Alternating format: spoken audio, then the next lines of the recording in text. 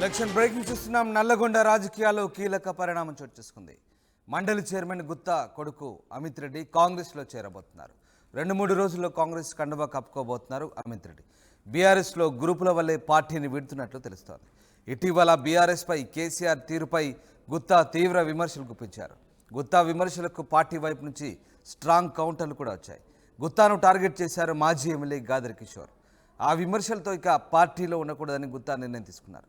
తనయుడు కాంగ్రెస్లో చేరితే గుత్తా కాంగ్రెస్లో చేరినట్లే. గుత్తా బీఆర్ఎస్పై మాట్లాడిన తీరును మంత్రి కోమటిరెడ్డి వెంకటరెడ్డి కూడా హర్షించారు. పార్లమెంట్ ఎన్నికల వేళ గుత్తా చేరికతో కాంగ్రెస్కి మరింత బలం చేకూరే అవకాశం ఉంది. మొత్తం మీద కాంగ్రెస్లోకి గుత్తా అమిత్ రెడ్డి చేరుతుండడంతో ఇక రాజకీయంగా పరిణామాలు మారిపోతున్నాయి. కుమారుడు చేరడంతో ఇక గుత్తా కూడా కాంగ్రెస్లో చేరినట్లే అవుతుంది.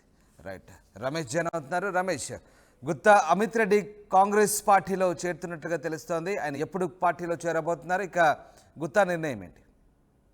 రైట్, ఎంపీ ఎన్నికల వేళ బీఆర్ఎస్ పార్టీకి ఇది షాక్ అని చెప్పవచ్చు. గత కొంతకాలం నుంచి కూడా గుత్తా సుఖేందర్ రెడ్డి బీఆర్ఎస్ పార్టీపై అసంతృప్తిగా ఉన్నమాట అందరికీ తెలిసిందే. 2-3 రోజుల క్రితం కూడా మీడియాతో కూడా మాట్లాడుతూ కూడా బీఆర్ఎస్ పార్టీపై అధినేత కేసీఆర్, అదేవిధంగా జిల్లాలో ఉన్నటువంటి మాజీ మంత్రి జగదీష్ రెడ్డిపై కూడా విమర్శలు కూడా చేసిన వ్యాఖ్యలు కూడా అందరూ చూసినటువంటి పరిస్థితి ఉంటుంది. గతంలో అసెంబ్లీ ఎన్నికల్లో ఓడిపోయినప్పటికీ కూడా ఎక్కడ కూడా మళ్ళీ ఆ ప్రక్షాళన చేయలేదు, పార్టీని పరిశీలించుకోవాలని చెప్పలేదు. అదేవిధంగా ఎంపీ ఎన్నికలకు వెళ్తున్నటువంటి నేపథ్యంలో కూడా పార్టీలో ఎలాంటి తీసుకోలేదని చెప్పారు. మొదటగా గుత్తా అమిత్ రెడ్డి కూడా బీఆర్ఎస్ నుంచి ఎంపీగా పోటీ చేయాలని భావించారు. ముందుగానే నల్గొండ లేకపోతే భువనగిరి 2 స్థానాల్లో ఎక్కడి నుంచి అయినా పోటీ చేయడానికి కూడా సిద్ధమైనట్లు కూడా అప్పుడు అధినేత కేసీఆర్, అదేవిధంగా కేటీఆర్ కూడా దీనికి గ్రీన్ సిగ్నల్ ఇవ్వడం జరిగింది. కానీ జిల్లాలో ఉన్నటువంటి ఆ పరిణామాలు, గ్రూపు విభేదాలు, గుత్తా అమిత్ రెడ్డి పోటీలో ఉన్నప్పటికీ కూడా మరొక కొంతమందిని కూడా పోటీ చేయాలని ఇక్కడ ఉన్నటువంటి నేతలు చెప్పారని కూడా అతను చివరి నిమిషంలో కూడా మళ్ళీ పోటీ నుంచి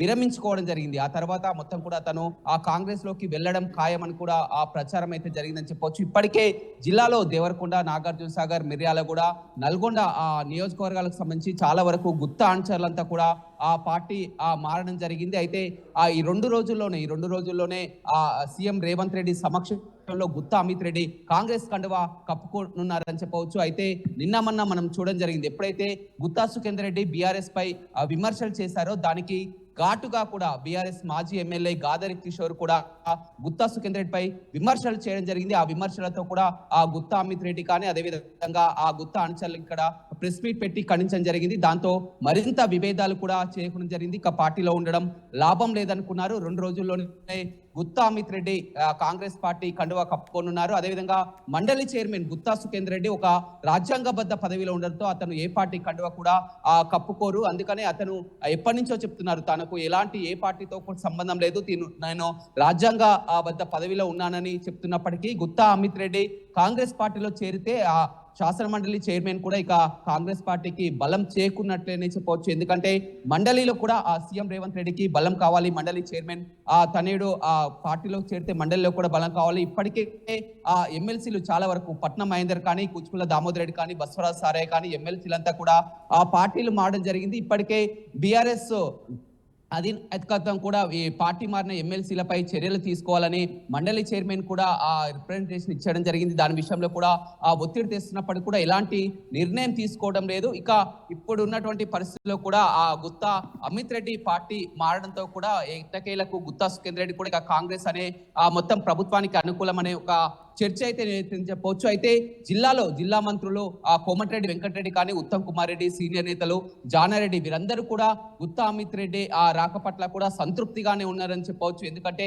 మొన్న నామినేషన్ కార్యక్రమంలో మంత్రి కోమటిరెడ్డి వెంకటరెడ్డి స్వయంగా బహిరంగ సభలోనే మాట్లాడడం జరిగింది. గుత్తా సుఖేందర్ రెడ్డి ఏదైతే బీఆర్ఎస్ పై చేసిన వ్యాఖ్యలు కుండబద్దలు కొట్టినట్టు చెప్పడం జరిగింది. కరెక్ట్, బీఆర్ఎస్ లో ఏం జరుగుతున్నాయో అదే వ్యాఖ్యలు చేశారు.